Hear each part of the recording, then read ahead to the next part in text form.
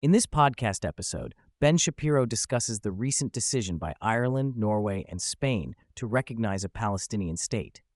He criticizes this move, arguing that it essentially rewards Hamas, a terrorist organization, for their violent actions. Shapiro points out that there is no actual Palestinian state, as it lacks a government, defined borders, and citizenship.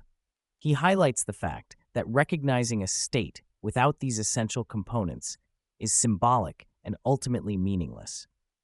Shapiro delves into the history of the Israeli-Palestinian conflict, tracing back to the Peel Commission in 1937, which proposed a partition plan that was rejected by the Arabs.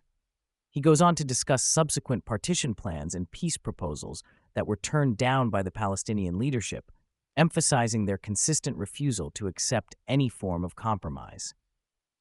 He explains that the Palestinians' ultimate goal is not to establish a peaceful coexistence with Israel, but to destroy the Jewish state.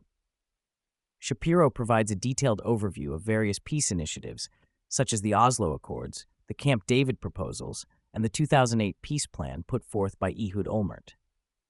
In each case, the Palestinian leadership rejected the offers, demonstrating their unwillingness to negotiate in good faith.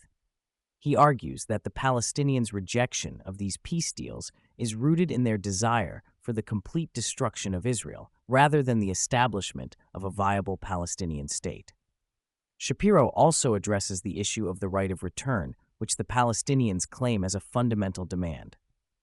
This right would allow millions of Arabs and their descendants who left or were expelled during the 1948 war to return to Israel, effectively overwhelming the Jewish population and undermining the existence of the Jewish state. He highlights the absurdity of this demand and its implications for the future of Israel. Shapiro criticizes the European countries for their decision to recognize a Palestinian state without considering the implications of such a move. He argues that by supporting the Palestinian leadership, which has a history of terrorism and rejectionism, these countries are essentially endorsing violence and extremism.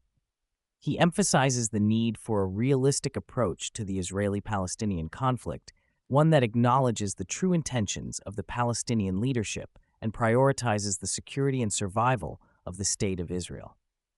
Shapiro then discusses the UNRWA, United Nations Relief and Works Agency, and its role in perpetuating the Palestinian refugee issue.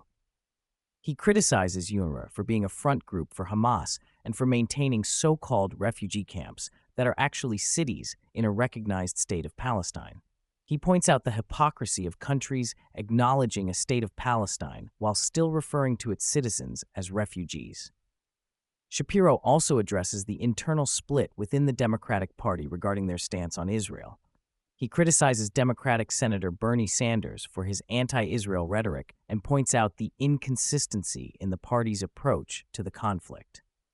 He discusses how Democratic leaders like Chuck Schumer are attempting to navigate this divide by inviting Israeli Prime Minister Benjamin Netanyahu to address Congress. The podcast then touches on the latest polling data showing Donald Trump ahead in swing states, despite Joe Biden's attempts to boost his popularity through measures like releasing gasoline from reserves and canceling student loan debt. Shapiro criticizes Biden's tactics as mere attempts to bribe voters and argues that they will not be enough to secure his re-election.